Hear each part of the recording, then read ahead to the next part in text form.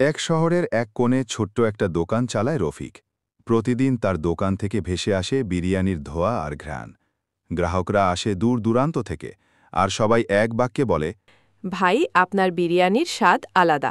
রফিক হেসে উত্তর দেয়, ভালোবাসা দিয়ে রান্না করলে স্বাদ আলাদা হয়।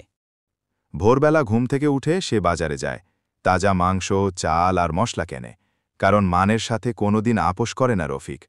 রান্নাঘরে যখন তার হাতের ছোঁয়ায় মশলার ঘ্রাণ ছড়িয়ে পড়ে, তখন সেই গন্ধেই গ্রাহকের মন ভরে যায়। একদিন এক বৃদ্ধ গ্রাহক খেতে খেতে বলে উঠল, বাবা রফিক, তোমার বিরিয়ানি খেলে প্রাণ জুড়িয়ে যায়। রফিক বিনয়ের সাথে হাসি দিয়ে বলল, আপনার সন্তুষ্টি আমার আসল তৃপ্তি। ধীরে ধীরে তার ছোট্ট দোকান ভরে উঠল ভিড়ে, শহরের সর্বত্র ছড়িয়ে পড়ল রফিকের নাম। কিন্তু রফিক শুধু ব্যবসায় ছিল না, তার মনও ছিল বড়। কোনো দরিদ্র মানুষ এলে সে ফ্রি খাবার দিয়ে দিত। তার কাছে টাকার চেয়ে বড় ছিল দয়া। দিনের শেষে দোকান বন্ধ করে রফিক মসজিদের পাশে বসত, ক্লান্ত শরীর কিন্তু মুখে তৃপ্তির হাসি।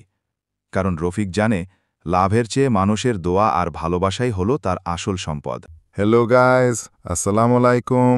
আমার এই গল্পটা কেমন হয়েছে সবাই কমেন্ট করে জানিয়ে যাবেন, আর ভিডিওতে লাইক করে চ্যানেলটা সাবস্ক্রাইব করে পাশে থাকা বেল আইকনটা বাজিয়ে দিন।